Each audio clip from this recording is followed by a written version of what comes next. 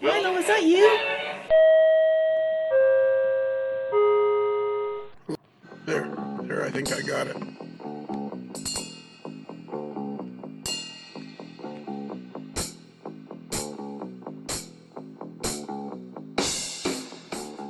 So, Bruce. Solano. So, Bruce. Solano. So, we already did an introduction and a wrap up. That's what they call it. Yes, we did, didn't we? That's what they call them in the biz, wrap up. The biz wrap up. We did the wrap up. Yeah, we did. We did the wrap up. Not to be confused with the sandwich wrap or something like that. No, exactly. But it was the wrong show. Oh, it's the wrong show. Oh well. We did one for... Well, that means we got one in the can, right? Yeah. If we ever do, if I go back to Cocoa Beach next year and I talk to exactly the same people, we're done. Perfect. Actually, I was listening to it and I was thinking, I also have an old, when Tony and I were trying to do slideshows. And right, yeah. And I have the audio from that. And it's actually quite interesting. Right. But it's on a reel-to-reel, and it's sitting over there. Oh, yes. Yeah. It's sitting there on the floor over beside the filing cabinet. And I keep meaning to put that on there. And I'm thinking, well, here's a collection of stuff. Here's an intro and an outro that we never used. Here's me and Tony talking about a slideshow that you can't see. It's the AML blooper collection. Yeah, we highly recommend that you don't listen to this, but if you'd like to, it's there for your your enjoyment. Yes. Yeah, your listening pleasure. We had a great conversation too. We did. We talked about the Gordie Howe Bridge and other things. Yeah, we talked about the Gordie Howe Bridge, which is in Detroit. Yeah. Which is southwest. What? Yes. Southwest of the Ambassador Bridge. It's the new... Yes, the Gordie Howe, yes. Have they got any kind of a timeline when that'll be done? The towers are up now. They expect to have the cables strung by... I'm trying to remember when I think they expect to have the cables strung by the end of this year and start working on the decks next year. So I'm thinking end of 2023, early 2024 is the target deadline. Yeah, probably summer.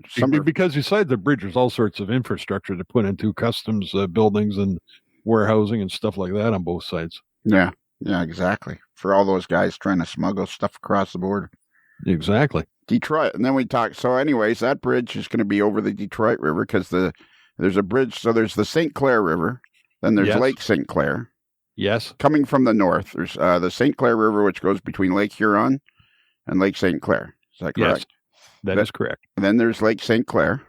Yes. And then there's the Detroit River. Yes. And then there's Lake Erie.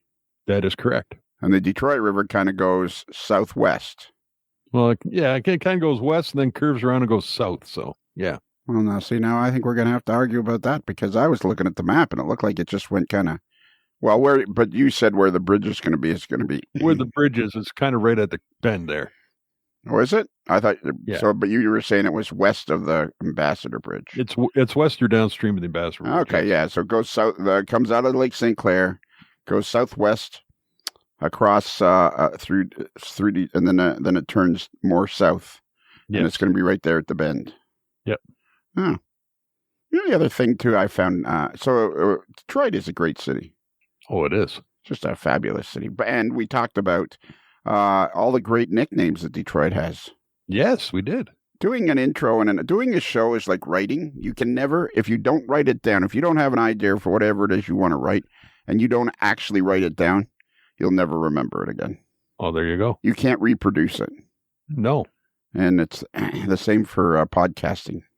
Oh, there you go. You can't. So we've learned something today. Yeah, we cannot reproduce what we've already created. Indeed. I saw a documentary years ago, and I seem to be the only one that ever saw this documentary. But it was about either Grosse Pointe or the St. Clair Shores. But there was a whole pile of abandoned mansions along the shoreline of Lake St. Clair in Detroit. All right. And it was really, really interesting. And see what happens. I'm working the Google on the... You're working the Google on the internet machine? Because it was about these mansions, Grosse Pointe mansions torn down. 15 iconic American homes torn down before their time. Grosse Pointe. So yeah, there was all these mansions that were abandoned. Let's see, Grosse Pointe mansions abandoned. I'm going to put in abandoned. Images for Grosse Pointe mansions abandoned. Yeah, there's like a whole string of big fancy houses. 15 on the 1924 Grosse Pointe Farms mansion has been complete. Yeah, all these mansions on Grosse Pointe were deserted. Huh. Yeah, like gigantic houses. And they were all... There were some big houses in there, that's for sure. Yeah, and they were all abandoned. And a lot of them were like, car company executives. Yeah. How about that? We got to find out more about that. We should do it. We'll do a whole documentary about it. We'll do an investigative investigation into it. Yeah, let's do some sort of investigative reporting or something. That's what I was thinking of, not investigative investigation. Jeez. Yeah. Because I would think any investigation is investigative by nature, right? Yeah, exactly. Yeah, so some of them, a few of them have now been restored. Some of them were torn down. Many of them were abandoned. Wow. It's very fascinating. Yeah, let's do we'll go in a whole different, we'll take the podcast in a whole different direction. We'll just start talking. Yeah, exactly. I still want to interview a guy named, he has a YouTube channel called Rob Roy, and he's this Navy pilot, and he's got all these great videos. He's got like 3-4 GoPro cameras set up in the cockpit, and he's a Navy pilot, and he's got all these great videos of landing and taking off from an aircraft carrier. Neat. And it's the largest plane that you can land or take that is on an aircraft carrier. It's some sort of transport plane. Yep. And then, it's the largest plane you can put on an aircraft carrier. And he has all these great videos of him landing and taking off from the aircraft carrier. And I'm thinking, and then he's outdoorsman or something. But I thought, man, I'd love to just I'd like to use this podcast. Just say, hey, I got a podcast, pretty successful. Can I interview you for half an hour? Because I'm just dying to talk to this guy. Yeah.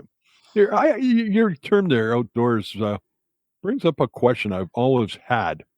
Before doors were invented, what did they call the outdoors? Yeah, that's a good point.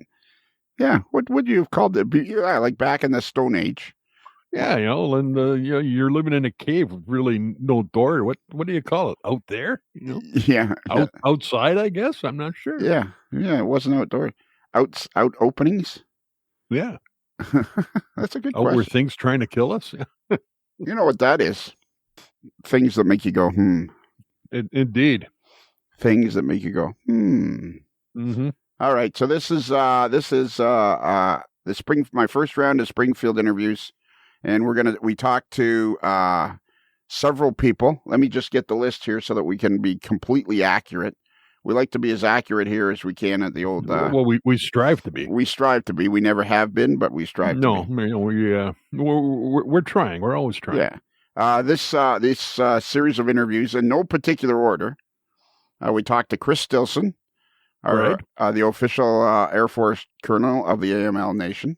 Right. We talked to David Hyde, who's the vice principal French horn in the Dallas Symphony Orchestra. So we talked to him. He's the official French horn guy of the AML Nation. Right. We talked to Nick Santo. Nice. Of Nick's Trains. Did you ask him about airport windows and he was okay? I did. I asked him if he was okay with that show, period, because I listened. I laughed. I mean, I couldn't stop laughing. And he'd managed he had left his wife, not left, I guess, permanently, but they were RVing through the southern United States. And he parked the RV in a beautiful state park in Texas and flew up and managed to make it without incident. Wow. Yeah. So I guess he was doing business. And then we talked to Ray Arnott, our buddy Ray, who created the Average Dawn. Yes. And Ray was great on the microphone. You gave him and he had lots to say. So then, and we were also going to talk to his buddy Mark Herrick and Don's buddy Mark Herrick. Yes. But for some reason or other, we can hear Mark. We cannot hear me. Huh. So that one is gone. So Mark, while you're listening to this, your interview that we did at Springfield will never be heard because it's only one. It's very one-sided. It's the Mark monologue. Yeah, it's the Mark monologue. But so then I had this great idea. Then I had this great idea of I'm going to get because we're going to get Mark on, so we'll get Mark, Ray, and Don all on one show. There you go. Yeah, we'll fix that problem right away. And then finally, we talked to some of the gang at Scale Trains, Shane Wilson, Bailey, the new lady that looks after all of, what do you call it? When you advertise and all that stuff. Public relations. Promotions. PR. PR. At least that's what they call it in the business, PR. Right. And also Paul Ellis. Paul, whenever I interview him, he always looks like he's afraid that I'm going to take my microphone and whack him over the head. He always seems very concerned about what I'm going to do next. So anyways, that's it. We've killed enough time. We've talked about, the other thing we didn't talk. So we talked about Detroit. We didn't mention the 3 nicknames. Hockey Town. That's true. Hockey Town. Home of Mr. Hockey, Gordie Howe. Gordie Howe. Well, that's where he played most times. Actually born in Floral, Saskatchewan, just outside Saskatoon. But that's true. He is best known for all his many years spent with the Detroit Red Wings as number 9. Yeah, Mr. Hockey.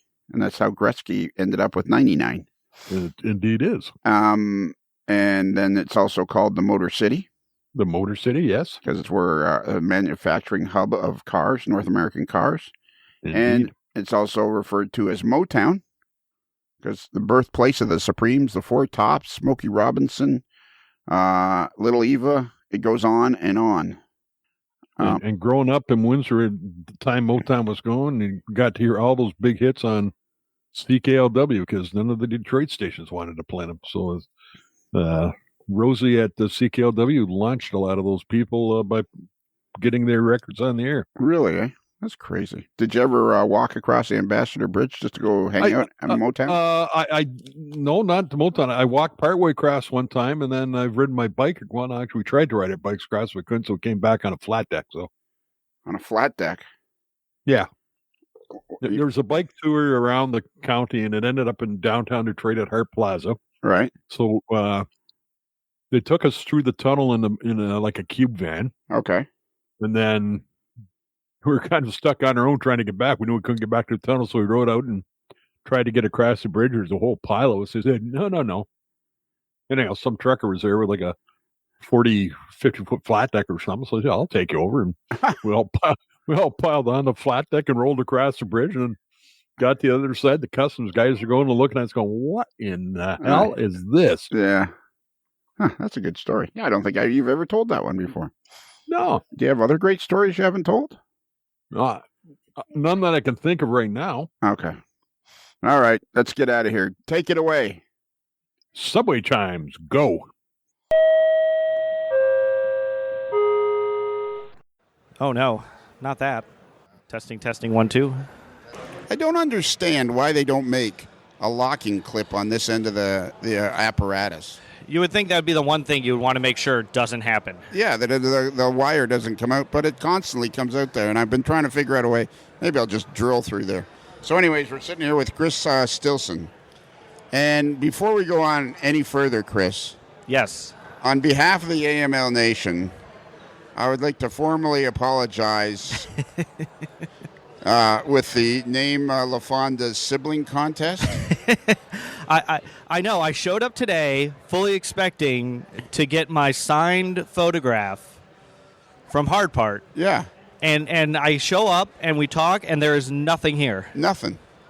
Like, and now what? I'm guessing there's snow on the ground, so he can't bring out all 3 cars at the same time. Yeah, apparently now it's, the snow is wrong and the shadows are all wrong with the snow. And, it's just, what has it been, 6 months now? It had to have been. 7 months, maybe? I can't even, I mean, I have lost track on the amount, on how long I've been waiting. And every day I go down to the mailbox, excited, hopeful that maybe today might be the day that you get that signed photo of Nigel and Hard Part. I mean, it would just be so amazing. I have a spot in my layout room ready to mount it. Yeah. But still, it just sits there blank. Yeah, you're hoping that it would say something like, "Best wishes, Chris. Love, Hard Part, and Nigel." Some personalized note would be nice, but I mean, even just like the standard baseball signature across the photo. I mean, at this point, I would take anything. Even like a stenciled signature. Just spray it on there like with a stencil at this point, or pad print. I mean, pad print.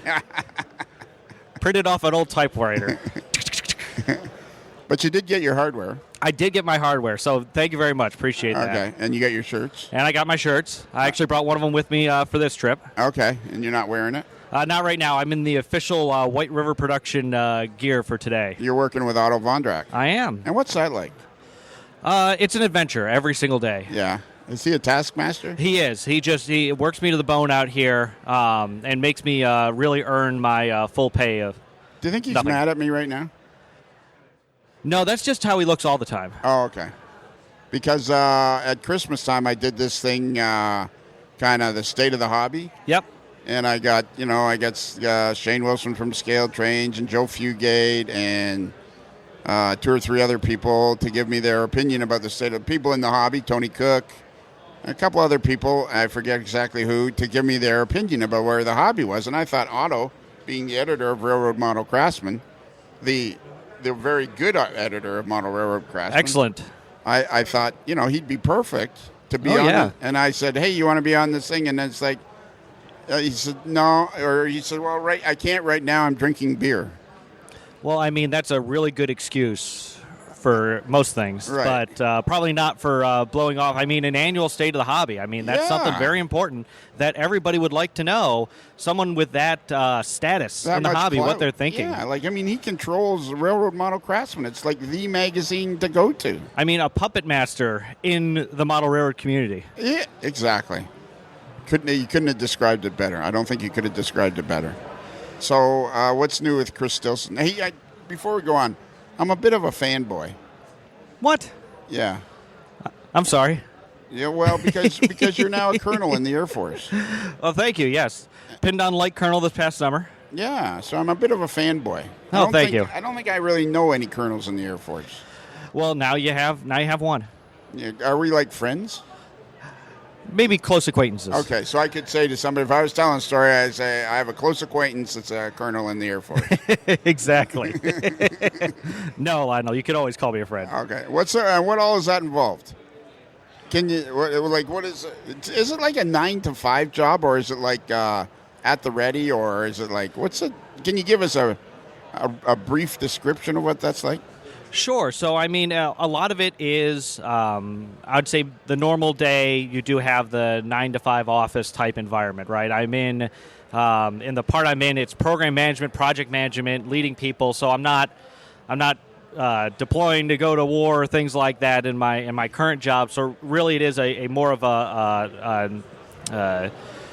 well, for me, it's 7 to 5 type thing, right. and putting in the hours like that. But so it's a little bit different, but I think it's probably pretty standard to probably most office work that people are doing now. Okay, but you really enjoy being part of the armed forces. I do. So I work with an amazing group of people. Every job I've had, the people have been great, and especially now working with the MQ-9 Reaper program, which is a drone. Like, I'm dealing with the people flying lines in combat in overseas every day, talking to them and being able to get capability delivered to them that's going to make their job easier and keep them safe and be able to deploy weapons for people in close contact. Those are the types of things that are really important and makes the job really really great. And is this a correct statement that somebody in your position, your age, like you're 40-ish? 38, close, yeah. Yeah, 40-ish. Yeah, 40-ish. Yeah. What size shirt do you wear? Extra large. You like them tight, do you? I do. Yeah, okay. Is it a fair statement to say that somebody in your position, a guy that's 38, he's a colonel in the Air Force, it is your duty to stand at the ready and to be ready for whatever they command you to do? Oh, definitely. I mean, there's always the chance that I could get a notification tomorrow that, hey, start getting ready. You're going to be deployed in the next whatever month, 2 months, and would have to go and support overseas doing something, whether that's helping out at the base, overseas base, or whatever they need me to do. Yeah, it's part of the job. That's part of the honor of being in the service, isn't it? It is. I've been able to. I was able to go overseas once, do 6 months overseas, and it was a great opportunity to be able to go over there and be on. Be deployed to a forward location and supporting what was going on, and so it was great. And I wouldn't mind doing it again. All right, well, that's something. Though. Well, I'm a fanboy. So do you? And we kind of briefly talked about this. After colonel, it's general in the Air Force. Yep. So lieutenant colonel, full colonel, and then start putting on stars. But there's a long way to go between where I'm at now still and being up for anything for a star. So. Right, but that's a desire you're working towards that every day. Definitely. So I don't want to not looking to close any doors, and definitely looking to keep the career path open. And as long as the Air Force still wants me around, I think I'll be around. Beautiful. And while you're doing this, while you're serving your country, you're also an avid model railroader. I am. So I do enjoy in the evenings doing a little bit of hobby time. So a 6-foot by 10-foot HO scale layout based in upstate New York in the 1960s with electric branch lines. So I tend to think I hate myself a little bit for doing the overhead, but it's something interesting, something fun, and something that for me, understanding that I'm going to be moving around, it's kind of a practice layout in the sense that I get to try out a bunch of things, try out a bunch of modeling, realizing that whenever I finally settle down somewhere and get my basement empire or my outbuilding, as some other modelers do, I'll at least have an opportunity to have tried a bunch of things to figure out what I want to do. Because this is a portable layout, isn't it? It is. So it breaks down to 4 sections, and I'm able to kind of crate it up myself and move it around to wherever I go. How often do you move? About every 4 years. It's been sooner. I've moved a couple times after every 2 years, but it's every 4 years is about the cycle. Okay. And so that's something you can kind of count on then. Yeah, so I have probably about another year in Dayton, and then we'll see what happens there if they try to re-up me right there at Dayton for another tour, or if I'm going to be moving to somewhere else. And with the Canton area, I'm assuming that there's a space between each section? Because this is an operating Canton area. This is live wire Canton area. Live wire Canton area, yep. So, there's enough space when I put the plywood, so I take the scenery, put it towards each other, and I have it spaced about a foot, and then just put a plywood around the outside. And that's enough because when the movers come, they can just throw it on a dolly and roll it in the back of a moving truck from my garage, and then do the same thing when they get to the new location. So far, I moved the layout 4 times. And every time, there's some damage. You're not going to get away from that. Right. But, holistically, it's intact and working. So, and just gives you another punch list of projects to do whenever you get it set back up. All right. I think this crowd's getting bigger as the day goes on, don't you? It is. It's been a slow trickle of people coming in, but it's been steadily growing. And, I won't complain the fact that I've been able to meander the show myself and get all the best deals for what I needed. So. Yeah, exactly. It's kind of a mixed bag. On the one hand, it is easy to move around the show, but on the other hand, it's kind of exciting to see that the crowd is constantly growing. Oh, definitely, and I am fully expecting that I'm not going to be able to move tomorrow. Yeah, tomorrow's going to be a wild day. Tomorrow's going to be slammed, which is going to be, great for the show, great for the hobby. But I might just hide behind the booth most of the day. Yeah, exactly. And I keep saying I think the swarm of locusts is supposed to arrive around 4 or something like that. Oh, there we go. So what have you seen around? Because what you do for auto is you go around kind of checking out what there is to see and taking photos and... Yep, so mainly going around doing the social media for the White River Production magazine. So taking pictures of the different layouts and manufacturers and what announcements they have. I know a number of the manufacturers backed out this year for a number of reasons, but we did have the Scale Trains Jeep 30 announcement. Yeah, what was that like? Oh, my goodness. Yeah, I was right there in the front row taking pictures next to Otto while Otto was doing the live stream. And, yeah, it was amazing to see. Really a great-looking model, amazing detail. One of the interesting ones, the Jeep 30 overall, being a modeler from the 60s, whenever they come out the New York Central one, definitely going to get one of those, right. If they make it. But seeing the high hood N&W, which is always an interesting one, and then the Union Pacific Slugs, which is something you kind of forget about, those slug second-generation diesels that were put out there for some of those western roads that you just forget about being more of an eastern modeler. So they made the high hood N&W one? Yeah.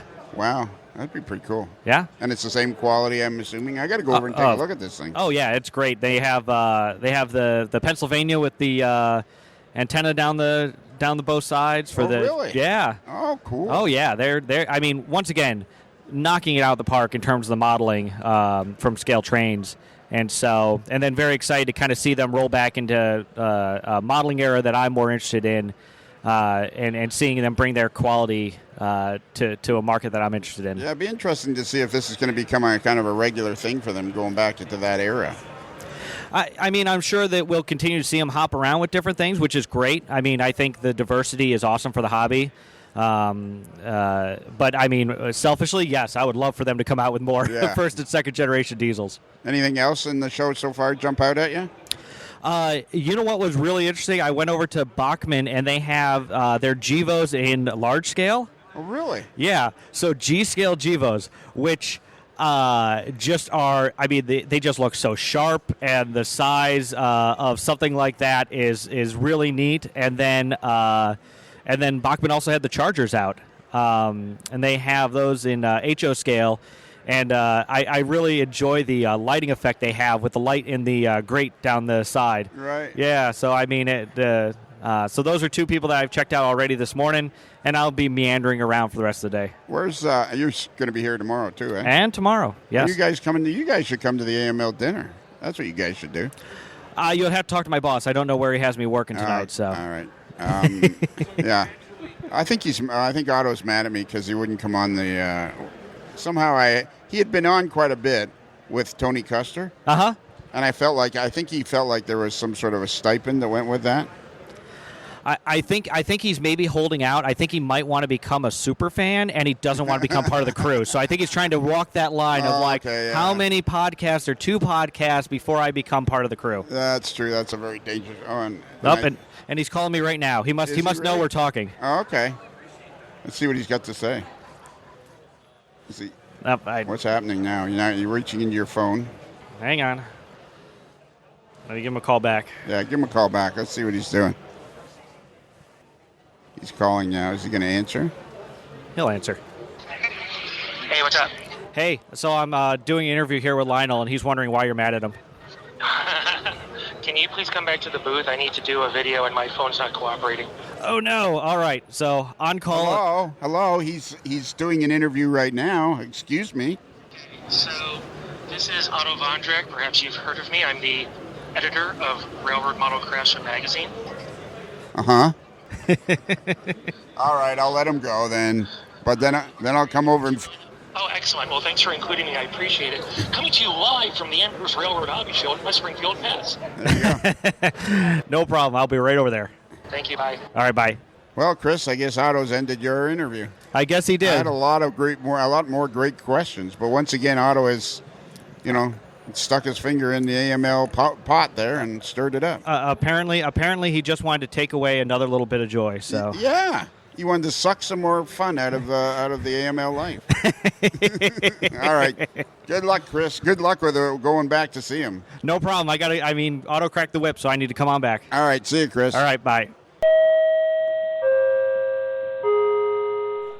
Okay, so now we're sitting at the booth. We're sitting at the official AML booth.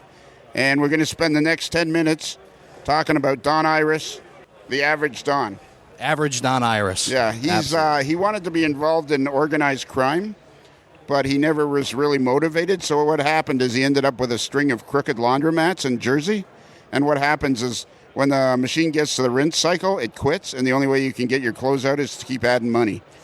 So he became the average Don. The average Don Iris. Yeah, and you know who invented the average Don?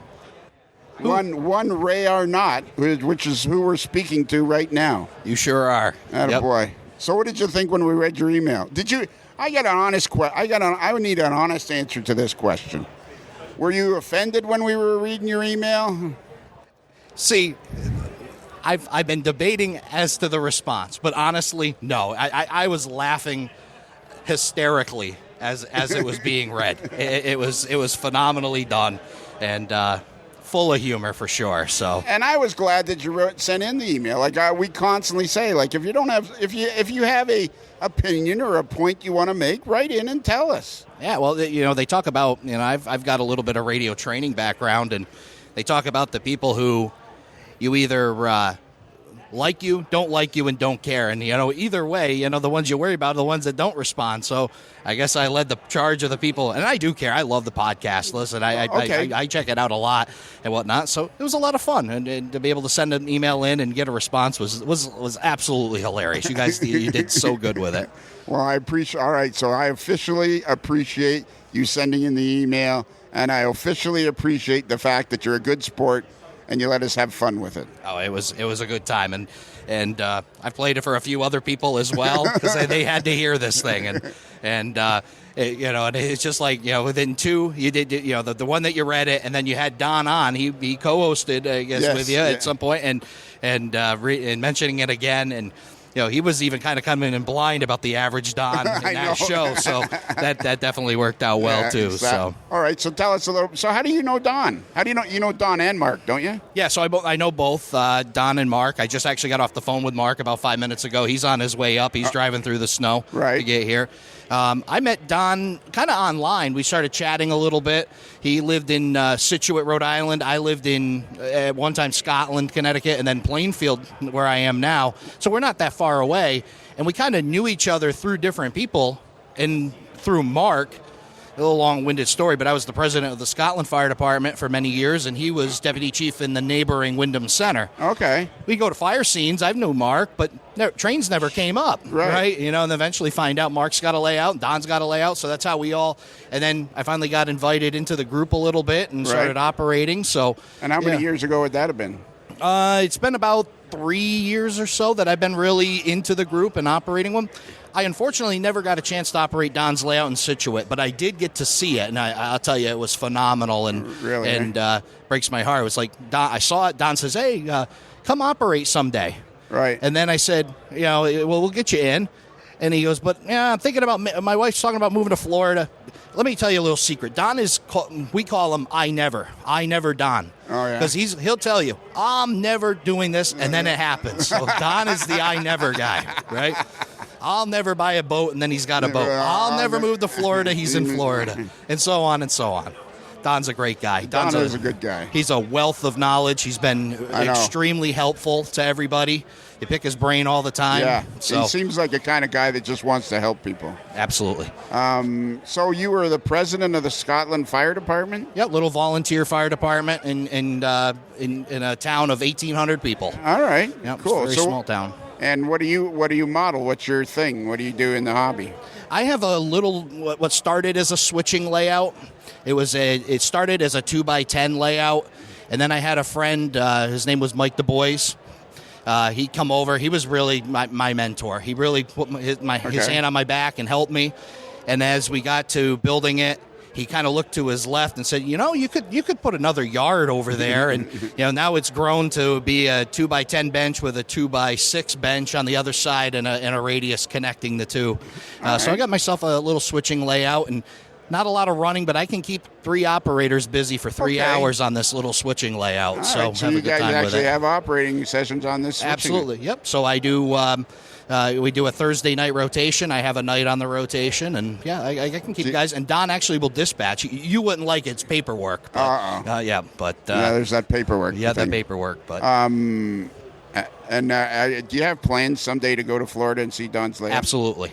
You are going to be absolutely blown away by this thing. I'm sure I was blown away when I walked in his basement in Scituate, so I know the work that Don's capable of. I know. But this thing is just like... Yeah.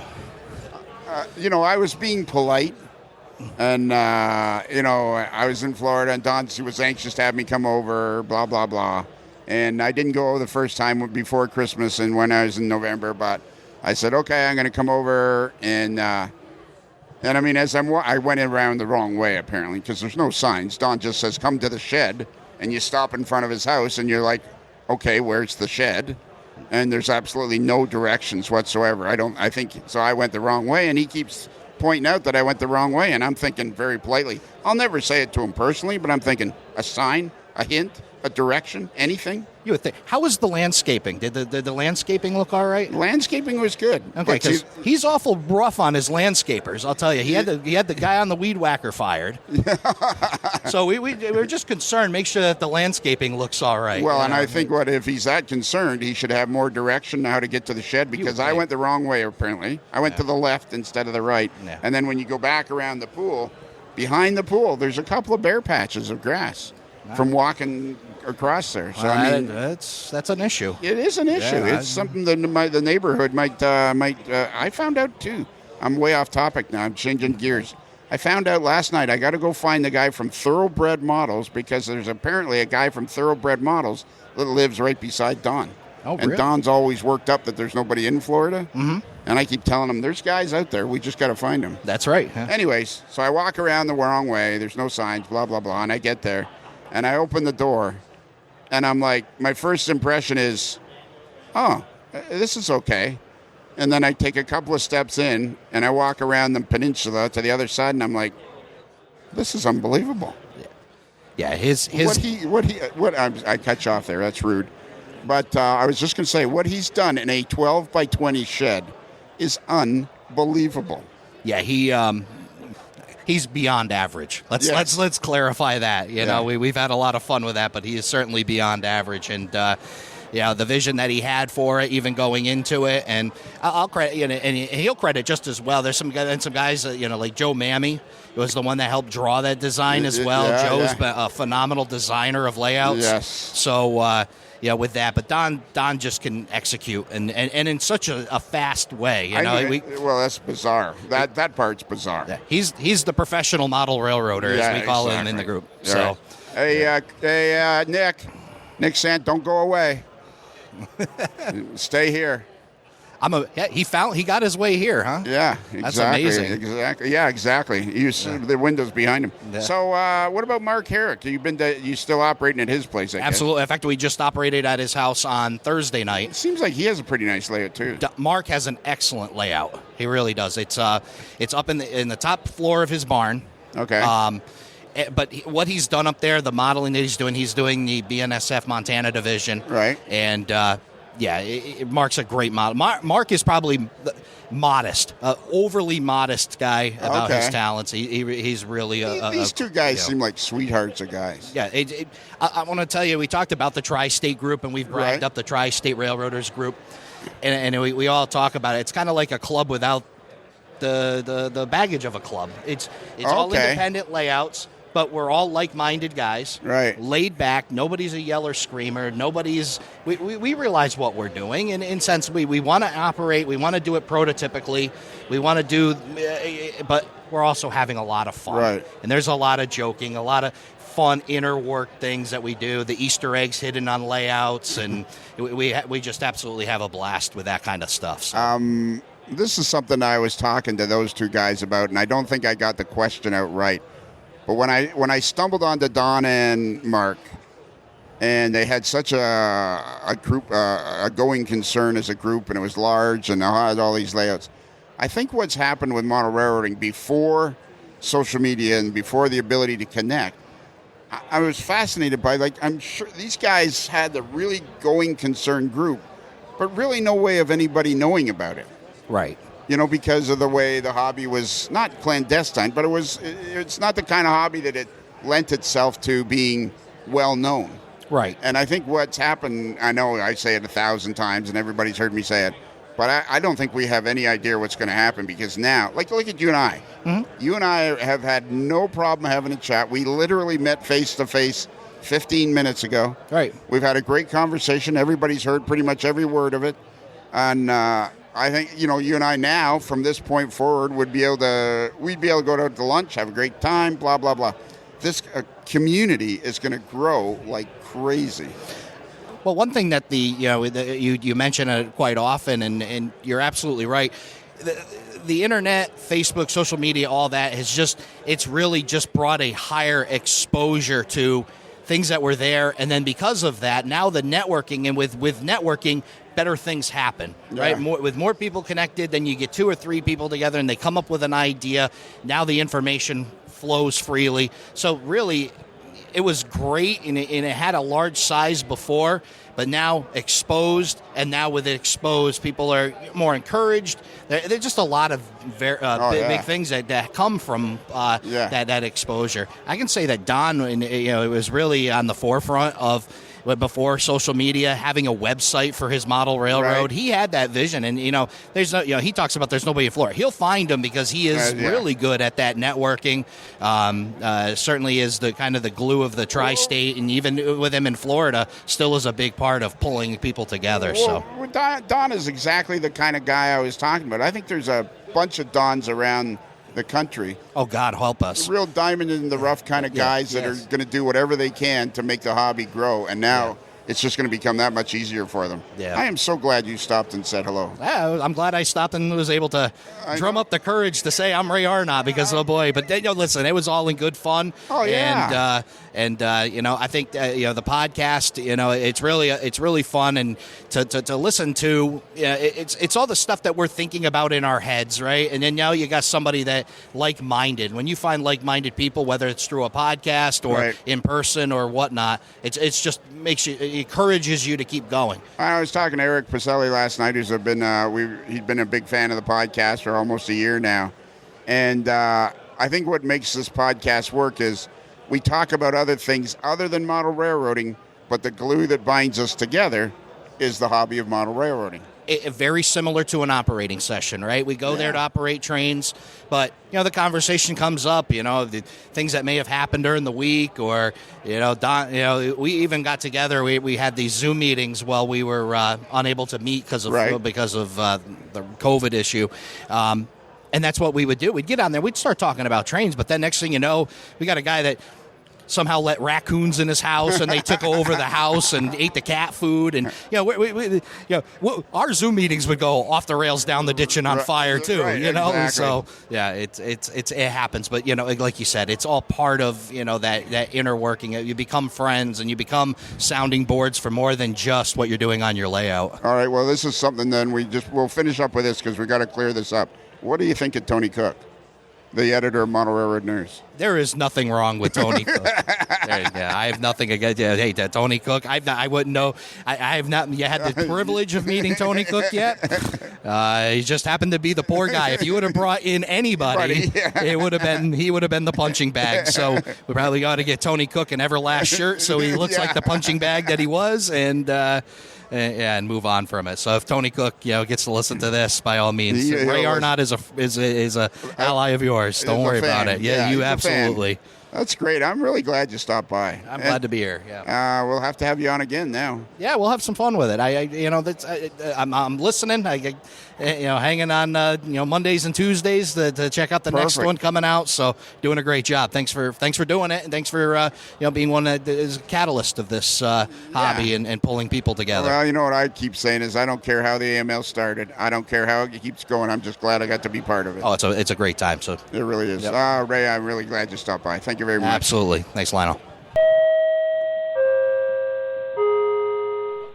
I'm doing great, Nick, but you got to hold your own microphone. You're just, this is a bit, right? You're just supposed to be irritating the crap out of me, right? Of course. So now, did you hear the last interview, the All-Star Variety Hour, with you on the bus, waiting in for your plane? Have you heard that one yet? I did. I heard that this week already, yes. All right, I gotta have a confession to make. I think that may have made me laugh more than any other interview I've done. I wasn't laughing when I saw that plane on the tarmac, but I've got some chuckles about it since then. When you were telling me that story and you're like, yeah, well, my back was to and you went to the window. And I sort of go, the window? There's one window in the airport? How'd you end up here? I thought you were supposed to be down south. I woke up yesterday morning in Houston at 3 o'clock in the morning, jumped on a Southwest plane and ended up in Nashville for a couple hours, and then Bradley. Did you see Tracy? I didn't see Tracy. I looked for her, though. Oh, I'm not sure. I'm beginning to wonder about that whole thing with Tracy. Do you think she actually works for Southwest? Good chance. So, what, did you leave your wife with RV? And the cat. That's very important. So it's parked somewhere? Yes. In a proper park or something like that? Yeah, it is. It's in Huntsville, Texas State Park. It's a beautiful park. Okay. Yeah. And what was that? We were talking there's a fans coming up where we were talking about a picture of you working in Bruce, the moderately agitated mail boy, said it was a stereo microscope? Yes. Is that what it's called? Yeah, a stereo microscope. And I have a spot on top for a camera, so I can take pictures. What were you doing? I take 40 gauge magnet wire and solder it to 0201 SMD LEDs. They're the smallest you can get. When I called my guy in China, he said, "No, you do it." Well, what is this for? These are for what I call Loco Lights. They fit into fixtures that have that'll fit on your steps and ground lights on a locomotive. And is this something you're selling or just for yourself? I'm trying to keep it secret. I'm selling them, but it takes a long time to make them, and when I'm on the road, I don't necessarily advertise. So how much do you sell them for? Set of 6, 2 ground lights and 4 step lights are $40. Okay, so if you want 2 step lights and 4 ground lights, you can buy them off of Nick Santo, the decoder buddy, at Nick's Trains, and it's Nick, N-I-C-K-T-R-A-I-N-Z. N-I-X. I don't know how to spell. All right. So I was completely off the mark, wasn't I? No big deal. Well, it's important. Nick's, N-I-X, Trains. Train with a Z.com. Perfect. So you're selling those, but you don't want anybody to know. Please, no. Don't tell anybody. Yeah, we won't tell anybody. Okay. Yeah, nobody listens to this podcast anyways. I've heard that. Yeah. You love this podcast, don't you? I do. I really do. I've enjoyed it. And the people you meet on Wednesday chat and all this stuff. Yep. And I like to post. And I was just talking with Shane Wilson a couple seconds ago, and his business is in a completely different spot with the zeros. Right. But he and Jason and the rest of the manufacturers, it's very interesting for me to listen to that part of the business, because a lot of it is the same things that I face. It's very neat. Yeah, and you started this business, the Decoder Buddy, how long ago? 2.5 years ago now. And it's probably grown way beyond your imagination. Absolutely. And what you say about the internet and everybody's covered with model railroad goo is absolutely right. I could never have started this when I was reading your articles. Right, exactly. I mean, we are on the verge of something I don't think we can possibly imagine. I think you're right. I think we're flying. I think this is like being, Captain Kirk on the USS Enterprise. The final frontier of model railroading. Yep, and only last week we were flying 152s. Yeah. Yep. Yeah, it is happening so fast and so quickly. I mean, and for me, I think the most satisfying thing of anything I've ever done in the hobby is helping to build the community through the podcast. And that's a wonderful thing in itself. Yeah. I mean, you look at you and I are a great example. We've never met. I think, is this the first time we've met in person? It is. How about that? And that would be my point exactly. It's like it felt like we've met in person 20 times. Yep. We just walk up and boom, away you go. Yep. And it's all because we have this ability to connect ahead of time. Yep. I don't think we have any idea what's happening. I really don't. I know I beat that drum endlessly, but holy mackerel. Yeah. And I was terribly worried that when I listened to that podcast, I mean, that made me laugh. And then we were saying, so where are the pictures? Well, I haven't put them on the internet yet. You are a sweetheart of a guy. Thank you.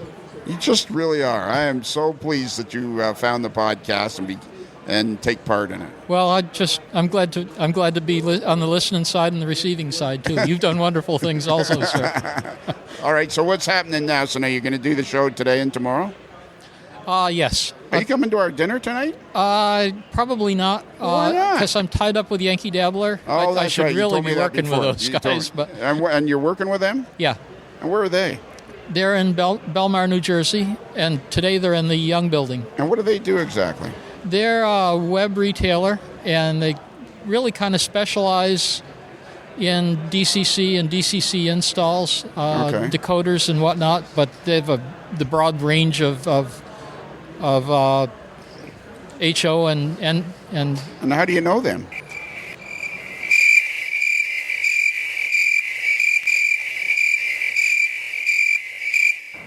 You got to edit this pause out. You know what? I think, I'm going to put in crickets. That's what we just heard was crickets. Crickets, yeah. I mean, that pause was literally about a minute and a half.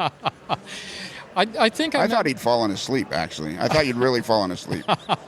I think I called Michael on the phone with respect to an order. I just cold call, and he and I hit it off, and we went to Train Fest, Right. the last Train Fest, and the last time we were here at Springfield, and I came with him again today. Oh, okay. Yeah. And you're just helping them out in the booth and all that stuff. Yep.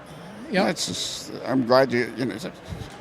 I am so excited about the hobby right now. I can really hardly stand it. And today, I think, I don't know why. Maybe it's because of all the things that we've been through, and we didn't have a show last year. And I don't know, the people that are here just seem to be having so much fun. It's really true. It's a really cool atmosphere today. Anybody that didn't come, I apologize. I wish you had, because this is one of the coolest Springfields I think I've ever been to. Yep. And when then the snowstorm came in, and the people are still coming, and then I think the swarm of locusts is supposed to arrive around 2-3 p.m. You know, because that's what always happens next, is then the locusts wipe us out. You know? So when are you going back? Did I ask you? Going back on Tuesday. Flying out of Bradley? Flying out of Bradley. Okay. Bradley to Chicago to Houston. All right, so now sit facing the window. I will. Promise? I promise. I won't miss my flight. All right. Okay. Nick, I want to say this on the air to you so that everybody knows that I said it. I truly, truly appreciate how much effort you have put into being part of the podcast. Everybody needs to know that Nick is a very, very nice man, and I feel very fortunate to call you friend. Well, thank you, Lionel. I've got to say the same for you. I really appreciate the podcast and all you're doing for model railroading and making it go vertical for us. Yeah, can you loan me $20? Sure. Bonus.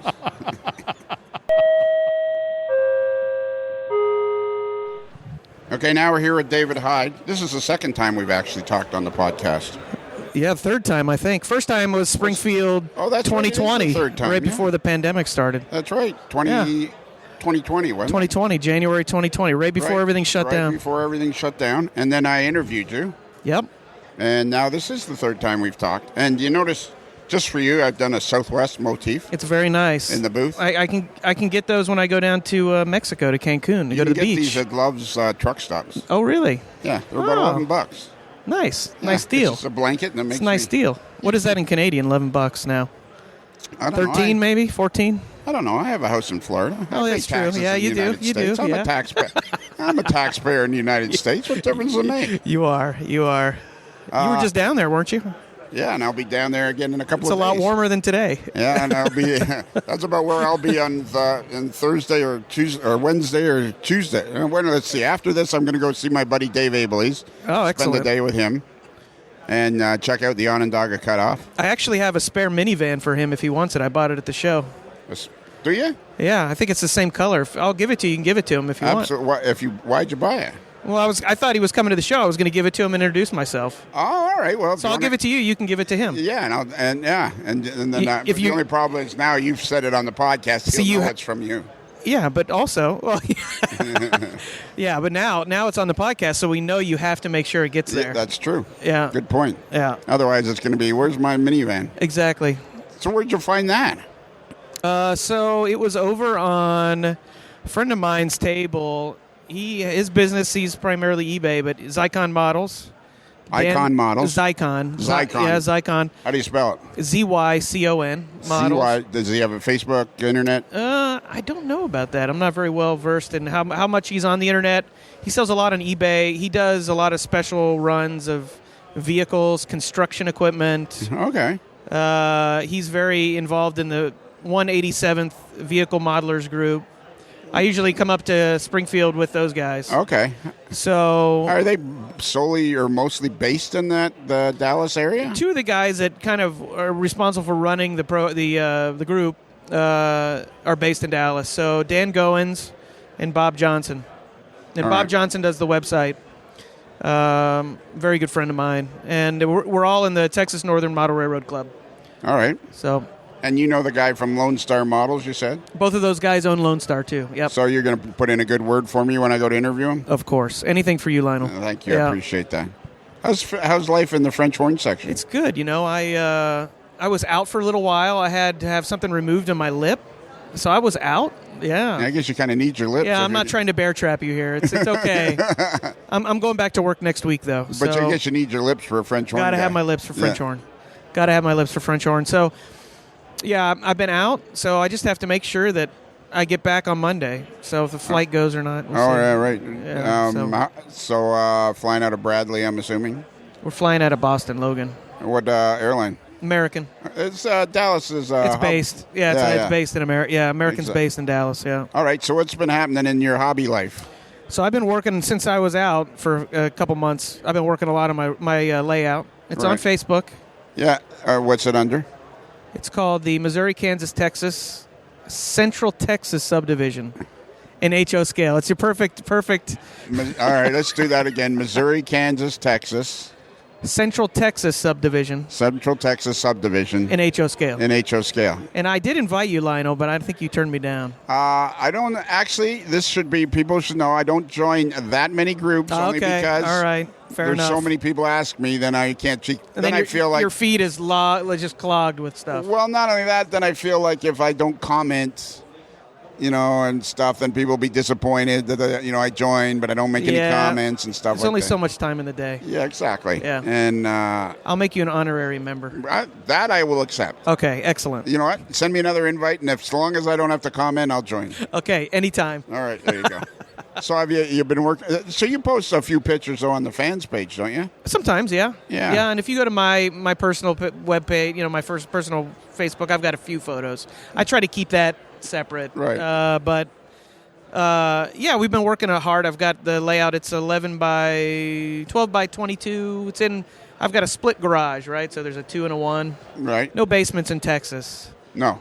So, because isn't somebody tell me it's all granite under the ground? Yeah, it's a lot of limestone and rock underneath. Okay. It's just very expensive to dig a basement in Texas. So, and there's other issues down south, water table and stuff. Right, but where I live in North Texas, not so much. But so my wife, we've got kids, and she said, "Why don't you build it out there?" So I ducted out the 1-car garage and put a door in, and it's a single level with a peninsula. And originally, I was able to drive my car underneath the layout. It was a 911 at the time. I had a 911. So I ended up selling the 911 because I didn't drive it very much. And I bought a Panamera, so I have a Panamera now. That's not bad. But we parked that in the other garage. So and I think you and I determined that it was okay to have a Panamera. It's okay, Panamera, 911, Cayman. I'm not so sure about the Boxster, right? The Boxster, we're still. I think we need to stand firm on that. I think Tracy Boyd could drive a Boxster if she wanted. Tracy Boyd would look great in a Boxster. Absolutely. Especially she's got longer hair. Yeah, so let it flow. Man, she would look super good in a Boxster. Yeah, I recommend it. Yeah, we recommend Tracy Boyd. You could buy a Boxster, but. Tracy's a girl and a good-looking girl, so she can have a Boxster. There you go, in a Boxster. Yeah, it's a hardtop. It's a chick car. Got to go with the hardtop. You got to go with the hardtop, but it's a chick car. Yeah, which is fine. Sorry. It's a great chick car. Sorry to all you Boxster fans. Yeah, exactly. Yeah, so I put a peninsula in, and we've gotten it. It's about 60-70% done. It's all signaled. We got all the signals in. All right, so Dave Ableys will be happy about that. Yeah, probably won't be up to his standards, but for now, Yeah, he's pretty easy. It's ABS. Did you buy his book? Yes, I have his book. All right. Yeah. Was it of any help? Yes, absolutely. There you go, Dave. Placement of the signals. Deciding where to put them. What are we going to run? Are we going to run CTC? Are we going to use JMRI? Are we going to use car cards? So, it's been very invaluable. We had to do a little bit of field signals and stuff like that. Right, yeah. But it's been great. It adds so much to the layout, the electronic side.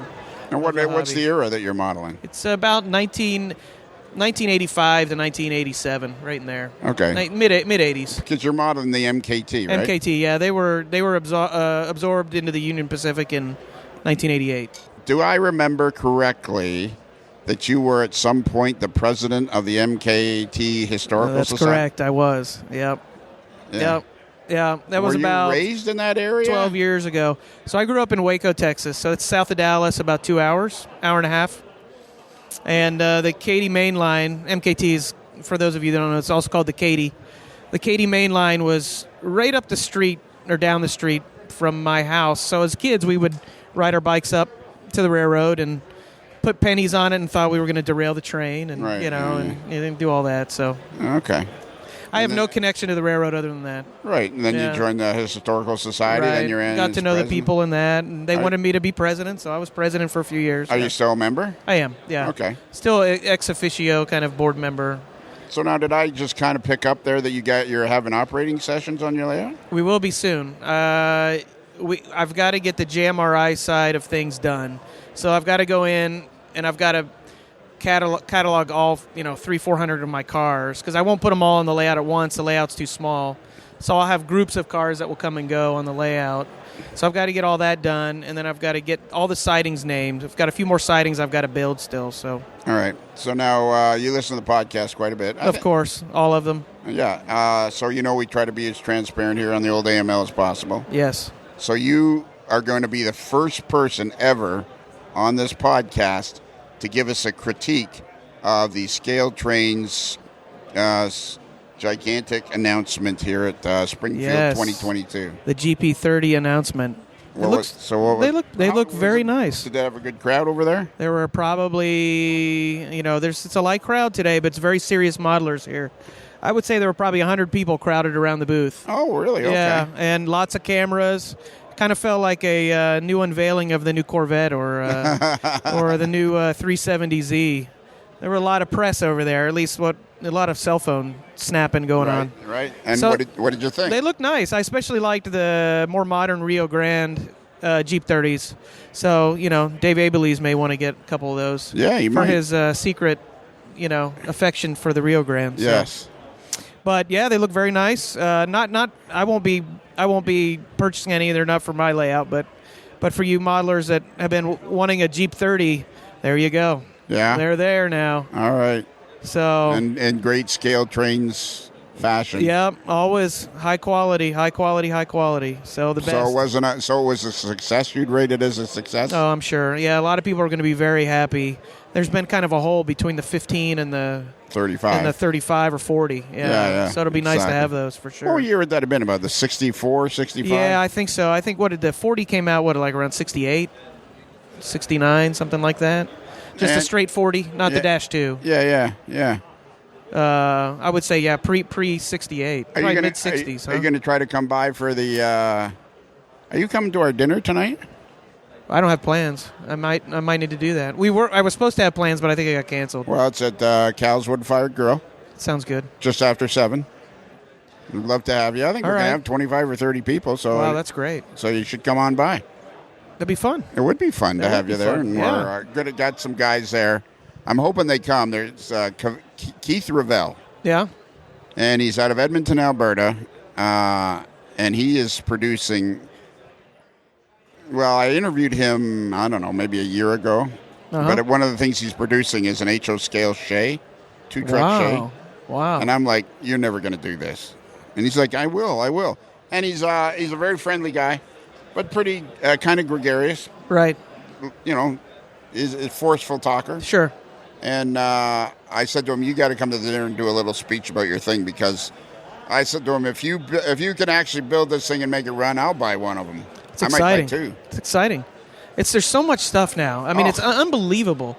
I mean, that new guy that you interviewed, Aurora Miniatures. Yes. We just bought. My friends, they're big into containers. They bought a ton of those containers with the opening doors, and then he's coming out with that Canadian Yes, GMB, the Draper Draper tape. taper. Yeah. And then he's something about a -6, I think he said. Uh-huh. Yeah. And Yeah. It's the printing too. The 3D printing is just it's making things change our so buddy, quick. Yeah, like what do you? You're a perfect. How old are you now? 43. Okay. And what size shirt do you wear? I'd like to wear a large, but I think Yeah. right now I'm kind of in an extra You large. like 'em- It's the you winter like 'em time. tight, eh? You like 'em tight. Yeah, no, not really, not really. Actually, yeah. Little too much pandemic eating. So yeah. So tell me, this will be our last point of discussion. Okay. Tell me what it is. You're a perfect age, because you arrived on the planet before personal computers became a real thing. Right. I remember dial-up. Yeah. And is the hobby just Like, do you get this sense that the hobby's kind of almost moving so fast you can't keep up with it? Some ways, yes.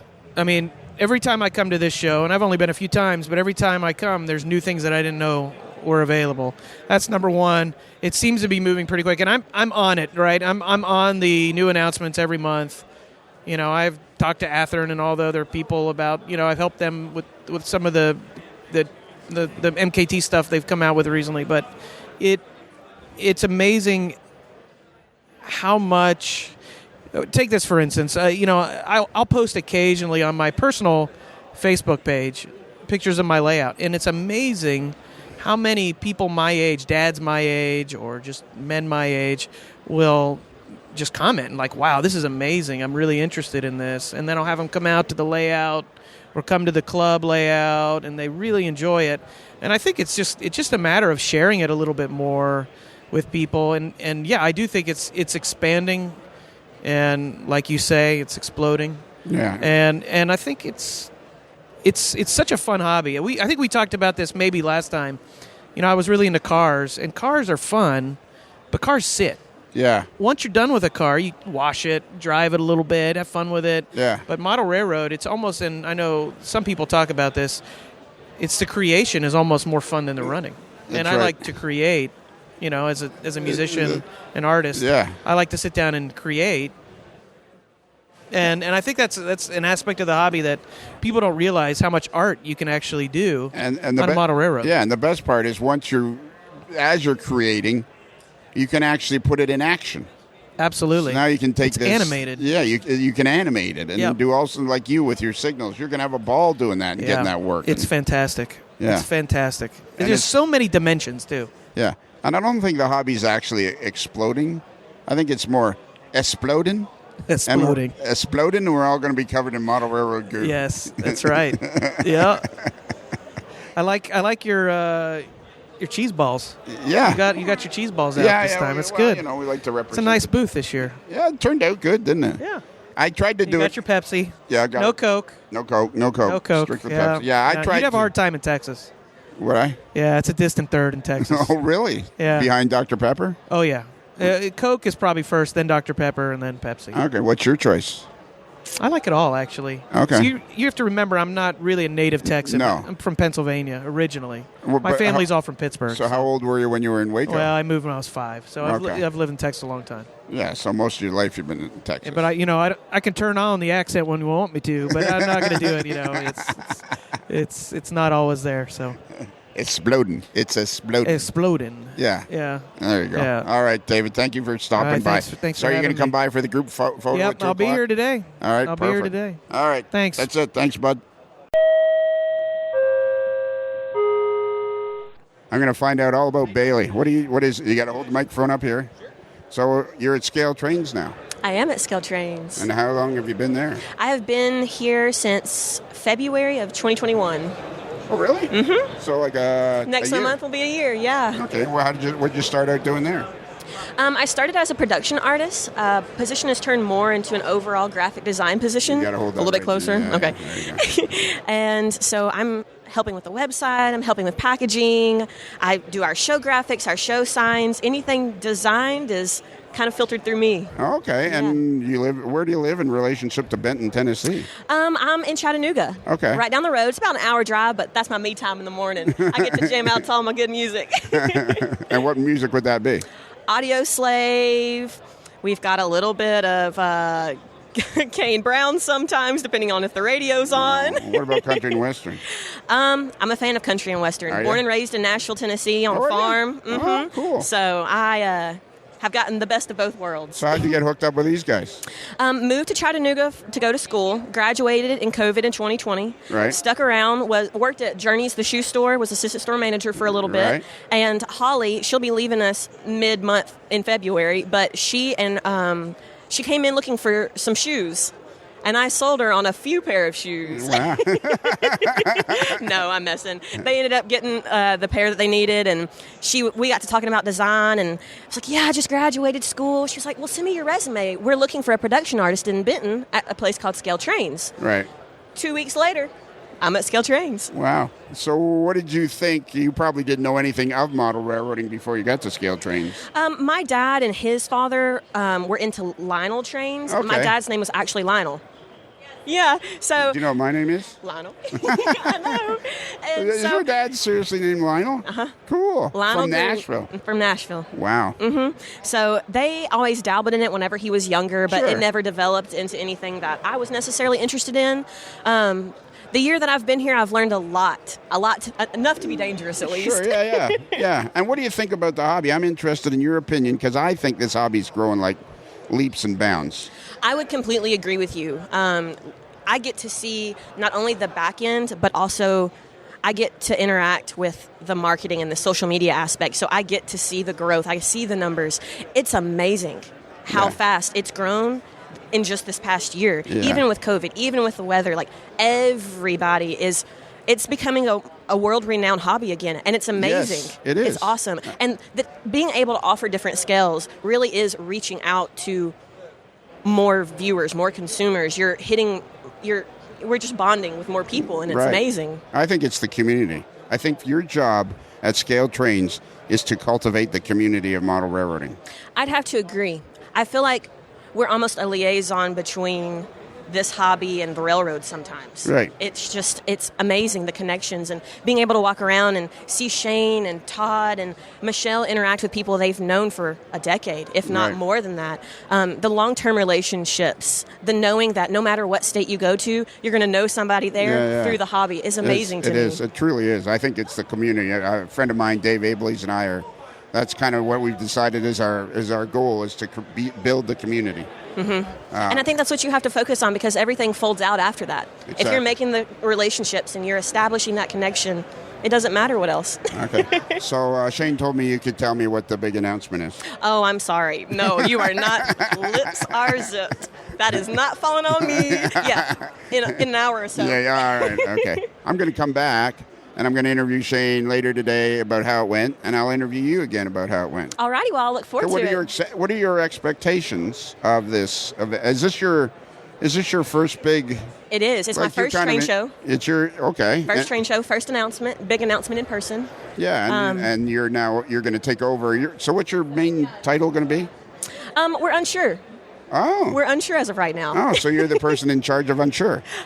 That's what I'm good at. The uncertainty is just a push for us to be better. Okay, so here's my suggestion to Shane, because I'm sure you guys do a lot of meetings by Zoom because you got people spread all over the place. We do Google Meet. Mm-hmm. Yeah, and I'm thinking I think at an appropriate moment during one of your meetings in the future, when you come to a problem that nobody's really got a solution for, I think you should put your finger on your chin and just kind of look up and go, I wonder what Lionel would do here.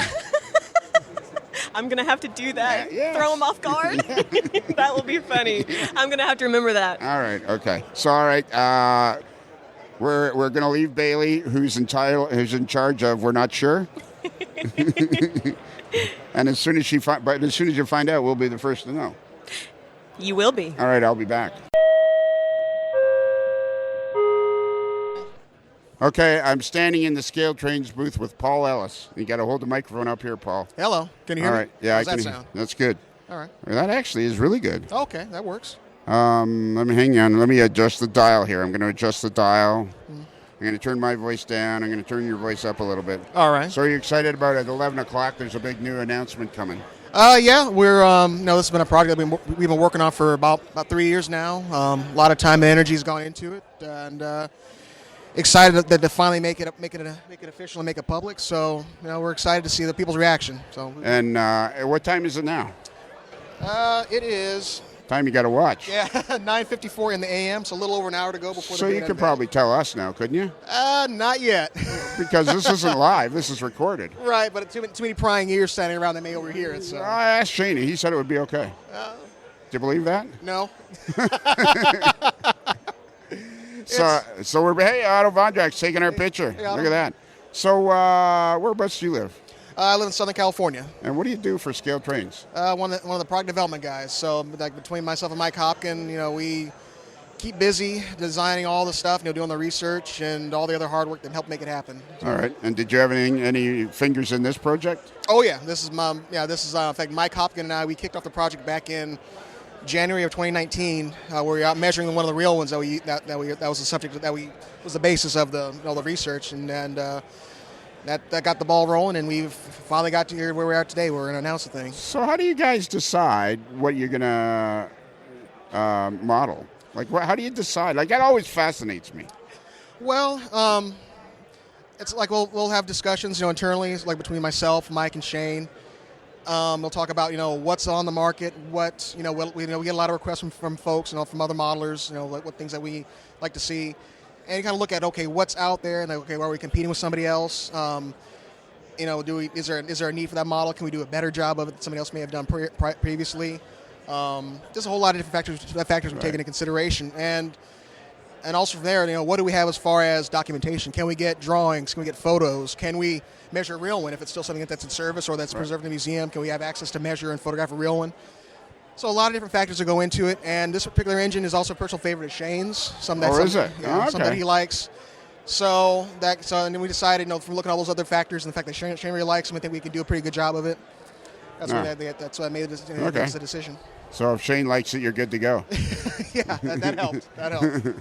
All right, well, I'm going to leave you alone because the excitement's building. Oh, yeah. Actually, the show's a lot bigger. So the show's only been open for an hour here at Springfield. Right. And at first the crowd was like, kind of trickling in. Yeah, and then now, but it's like steadily trickling in. I'm very encouraged by how the crowd has grown over the last hour. Yeah, hopefully it'll, hopefully the weather won't deter a lot of folks, but we'll see. Hopefully, and there's 2 days. I think tomorrow's going to be crazy. I think tomorrow will be really busy. Yeah. If the forecast holds up, with the weather clearing up by later tonight and tomorrow, it should be pretty good. Hopefully. Yeah, I think so. Yeah, we'll see. So. I'm glad you guys decided to come. Oh, thank you. That's I had to get up at 2 a.m. and LA time to come fly out here on Friday, so it's a long trip. See, now that I wouldn't even bother going to bed.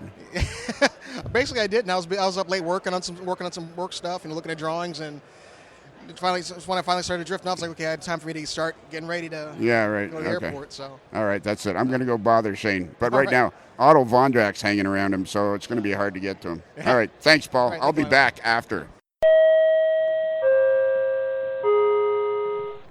Okay, now we're here with Shane Wilson again. Like, interviewing you is like, you need your own spot on the network. I do. That road trip's with Shane. That's right. Is this a road trip? Well, yeah, we drove. Oh, did you? Yeah. Oh, yeah. We pulled a U-Haul trailer up because the booth was going to be really expensive to ship this year because of the service we usually use isn't doing it. And it's like, well, we're going to save a ton of money, and hey, we got the big truck out here in the snowstorm, so that's pretty nice. Yeah. You probably didn't have any trouble getting through the snow. No, not at all. Actually, so it's 10 a.m. on the Saturday morning. Yep. And I've already noticed. We already did Facebook Live. Yep. And if anybody missed it, we got the official announcement ahead of everybody else. That's right. An Ingalls 4S. Yeah. Yep. That's all over the internet now. I got a feeling you're pulling my leg. Me? Yeah. Probably. I might just wander. I could do I could do a Bob Hope thing. And just at like 11:01, I'll wander on the stage, and then everybody will be like, they'll stop listening to you, and they're like, we're going da da da da da. That'd be great. Yeah. Yeah, come on over. All right. So, anyways, have you noticed since 9 o'clock the show seems to be getting busier and busier? Oh yeah, it's definitely picking up. There at the start it was a little quiet, but we probably have half a dozen, 10 people in the booth right now, which for considering how much snow is really good. And everything else. And I hear the locusts are supposed to arrive around 1 or 2 o'clock. Yeah, the plague's coming. Yeah, the plague's coming around 1 or 2 o'clock. Like, poor John Sacerdote. Like, what else? Yeah, I've seen John a couple of times this morning, but you know what? He was pretty calm and collected. Oh, yeah. I talked to him yesterday, and he was doing okay. Yeah. He was enjoying himself and all that stuff. I think the whole board, I don't know if you know or not, I'm on the board for the Amherst Railway Society. Right. And the whole board, we're pretty excited about having the show this year and welcoming everybody back to Massachusetts. And here we are. I got to give John and his team, the committee, a lot of credit because they do a ton of work and pulled it off again. Could you do me a favor? Sure. How often do you guys have board meetings? Once a month. All right. By Zoom, I'm assuming? Yes. How many people are on the board? 8 to 10, I think. I think Otto Vondrak's on that board. Yeah, Otto's on the board, too. We're the first two outside of the actual society. They wanted to bring some folks in from the industry to give more of a national exposure to the society and to give some new perspectives. All right. I think I asked you this before, and I bet you haven't done it yet. But when you're next time you're having a board meeting, when there's a pause in the action and there's a bit of a difficult decision, I want you to kind of pensively look up in the air, put your finger on your chin and go, well, what would Lionel do here? And then the screen goes blank. Lionel, you know I love you. Don't you think that would be, then everybody, yeah, what would Lionel do here? I'll do that. Yeah. Oh, I'm getting her. What's this lady's name? This is Bailey. So Bailey does all of our design work. So like all the beautiful graphics you see behind you here, that's what Bailey did. Yeah. So we're about an hour away. Yep. From a big announcement, and it's going to be. Well, since we're not live, I guess I can tell you, right? I wouldn't because there's people around. Yeah. I'll come back. Okay, you come back. Yeah, but what I thought. It's got 4 axles though. Okay. I thought would be fun is tell me what you're feeling right now, about an hour ahead of the announcement, and then I'll come back later this afternoon and we'll recap how it went. Well, we're really excited. It's a little challenging this morning. We're having a little trouble with the audio, but we're working on it, and we're getting folks signed up to give away some hats and shirts after the announcement. And one of the cool things we're going to do, we did a Locomotive design contest, and one of the folks that we had 3 finalists, and one of the finalists is here too, so we'll get to interview them, and we'll make their announcement right before we announce the Locomotive on who. And what were the finalists for? So what we did is we took an ES4 Locomotive, right, and we said, hey, come up with a design, submit it to us, and we got over 60 designs sent to us. And what was really cool is we took all the designs, and we had our entire team of 19 people vote for their 3 favorites, right, and one was a clear winner. And we're going to announce today that clear winner. And the cool thing is we're going to make that model available for sale or pre-order immediately. And the person that wins will get a free model that they design. Okay, cool. Now I got a question for you. Sure. I'm a little off track, but you're used to that. We go along well that way. Exactly. Yeah. I was talking to a buddy of mine, David Start, and he's the membership chairman for Erie Lackawanna. Yep. And we were having a chit-chat the other night, and he says, I don't care what anybody says about scaled trains. He says, this is a first-class company. These guys are top drawer. And I'm like, yeah, why is that? And he says, because there was apparently an Erie Lackawanna locomotive that you released, and some people were very unhappy with the paint scheme. And then he read the email to me about how if you had bought directly from Scaled Trains, you guys are going to replace the body, blah, blah, blah, blah. And I agreed with him. I mean, at the end of the thing, when he, read the whole thing, I'm like, holy mackerel, these guys are like such stand-up guys. Well, it was one of those things where we actually worked with the ELHS on the project, and they'd recommended a color to us. And we color matched the recommended color. We were off about a shade. Not really. It was noticeable, but not bad. But after the models came out, there were a lot of folks saying we should have matched a competitor's gray. And we went back to the society, and they reevaluated, and they came back and said, yeah, we probably should have recommended this other gray, and it's like several shades darker, not just a shade or two. Right. So we're stepping up, and anybody who purchased an SD45 Erie Lackawanna can send us an email at elgray shell, I think. It's on our website. And if you bought direct from us, just let us know that you want replacement shells. Some folks are keeping them and they're just weathering them. Sure. And then if you bought through a retailer, you just need to send us an email there with what you purchased. And probably this summer is when the replacement shells will come in, and we'll send them out at no charge. Is that the gray we're looking at there? Yeah, it's this gray right here. Yep. See, I wouldn't have been able to tell the difference myself. The gray that it should be is much, much darker than that. Okay. And it's almost like that SP gray. Not quite. So that must be kind of depressing. Yeah, I mean, it's expensive. It's costing us a lot of money to get it fixed, and time and effort. So how do you guys decide to be such stand-up guys? See if I can put this question the right way. There's really no need for you to do it. If you didn't do it, people would complain. I mean, it's mostly rivet counters that are leading the charge anyway. Sure. Yeah, there was a vocal minority that were leading the charge, yeah. Right. So, I mean, if you didn't do it, people would be like, well, they didn't do it, blah, blah, blah. And probably wouldn't have that huge of an impact overall on the company because the models you produce are spectacular to begin with. Thank you. But you guys decided to step up to the plate and correct the situation. What is the process? What was the process? See, now that would have been an ideal time in one of your meetings, your scale train meetings. To say, what would Lionel do? What would Lionel do? Yeah, I better not answer that out loud. So it was one of those because we make decisions on the best information that we have at the time.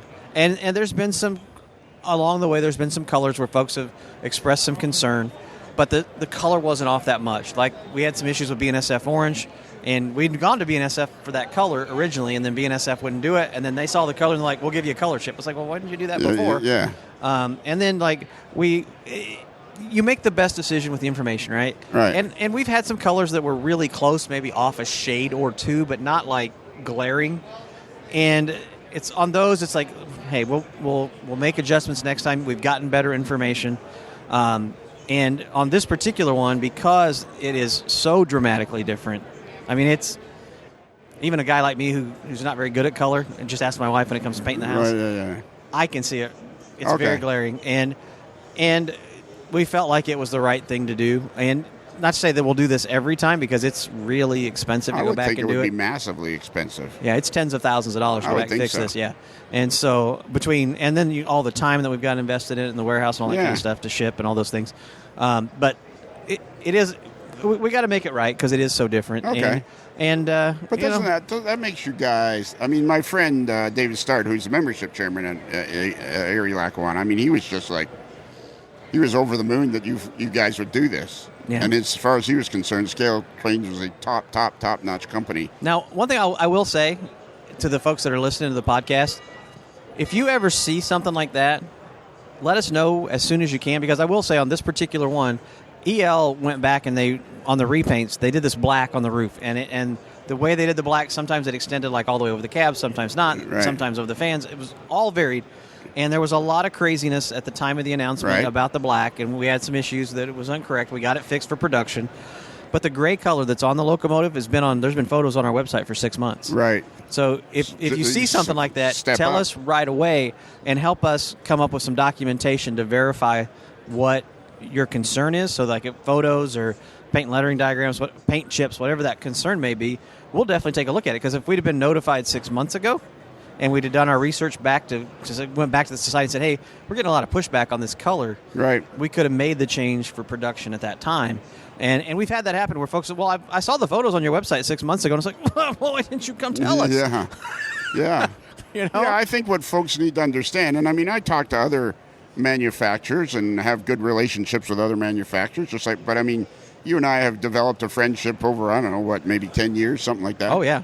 And I can tell everybody that's listening that Shane is serious. Like, if you can help, he wants to hear from you. And you guys are excited to hear from customers. Yeah, absolutely. Just, if you ever have something like that, email us at support@scaletrains.com.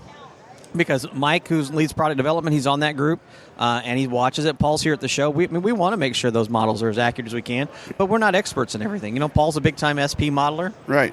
Paul's not an Erie Lackawanna modeler, and we don't have anybody on staff. Todd Arnett's here from Charlotte. He's a big NS N&W modeler, and we rely on Todd for that kind of stuff.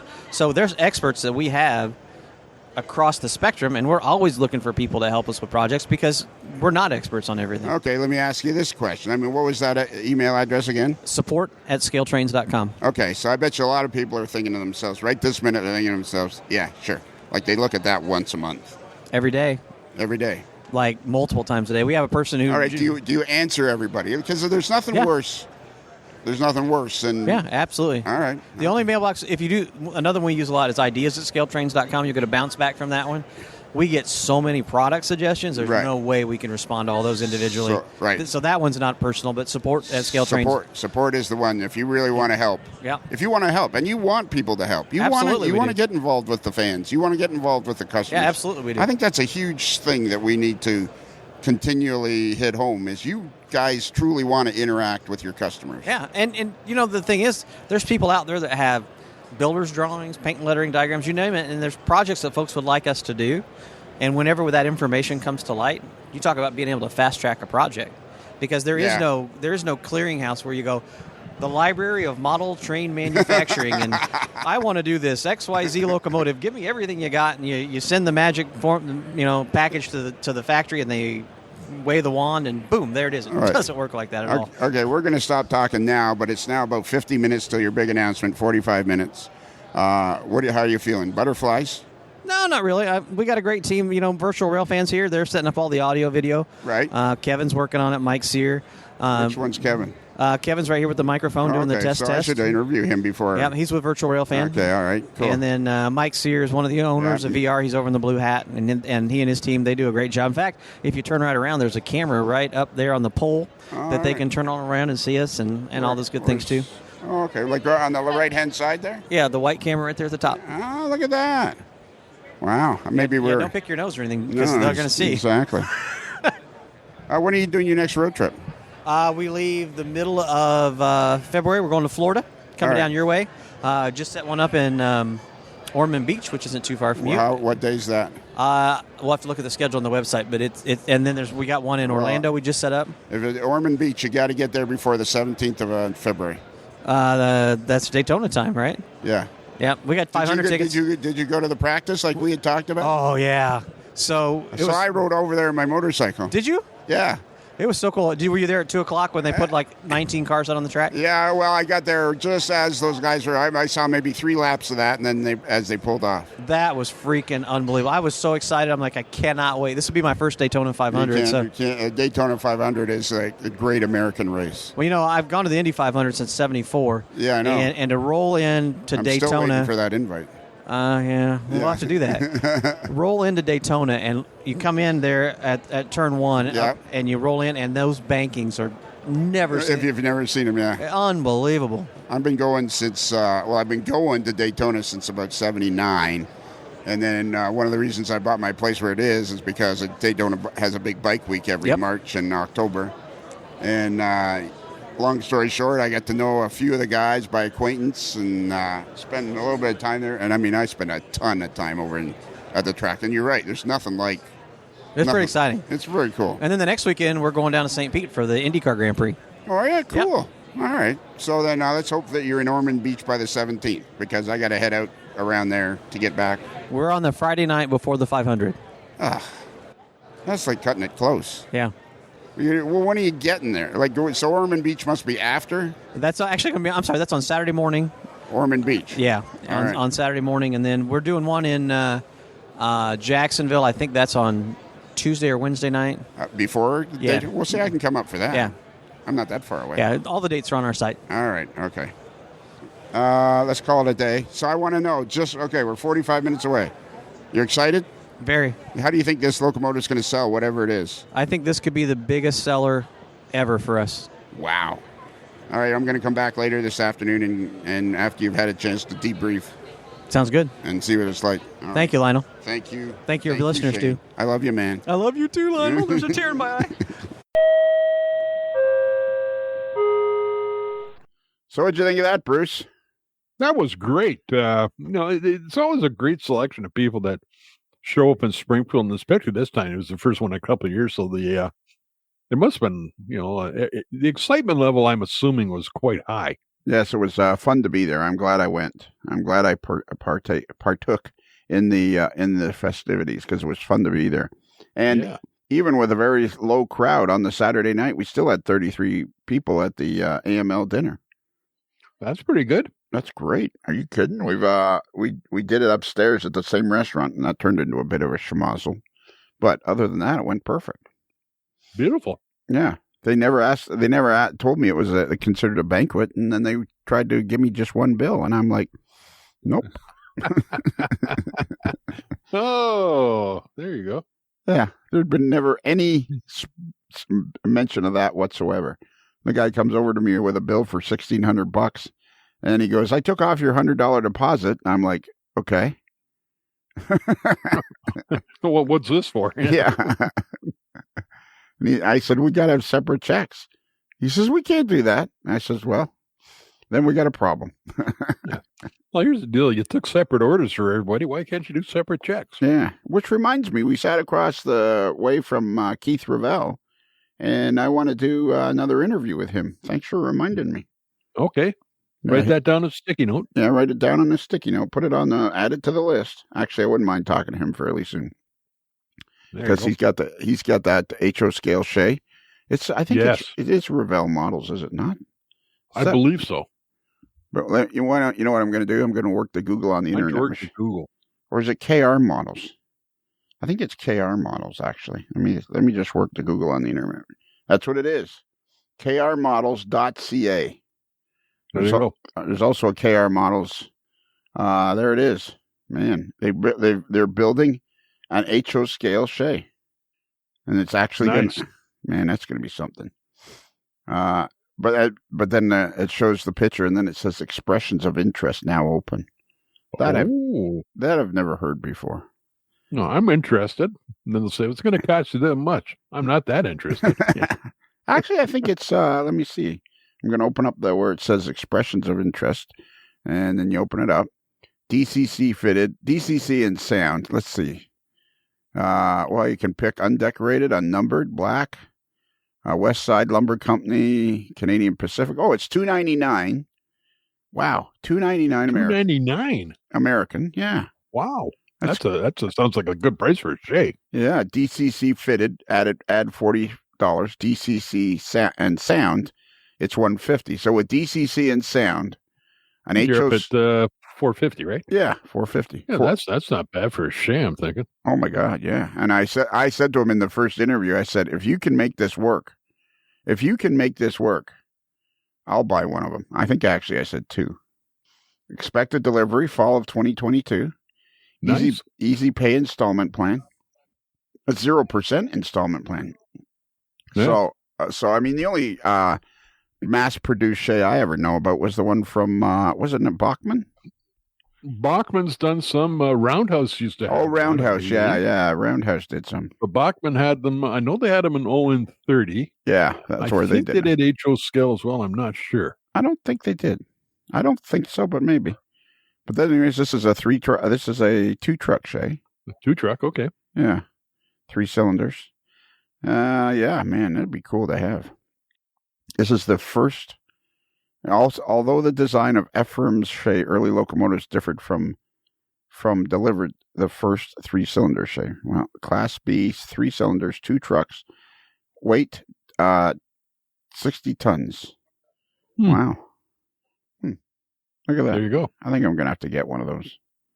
It just seems pretty cool to me. I think I'll get it. Shay, I've never seen a Shay in person. I've seen videos of them. And they sound like they're doing about 1 billion miles an hour, and they're barely creeping along. I know. I rode them at Cass, West Virginia. Oh, nice. Yeah, that's a cool place to go, let me tell you. When my wife was pregnant. There you go. Before my son was born. He was around, he just wasn't born. Yes, he just wasn't there. Yeah, he just wasn't. Oh, he was there. He was there, yeah.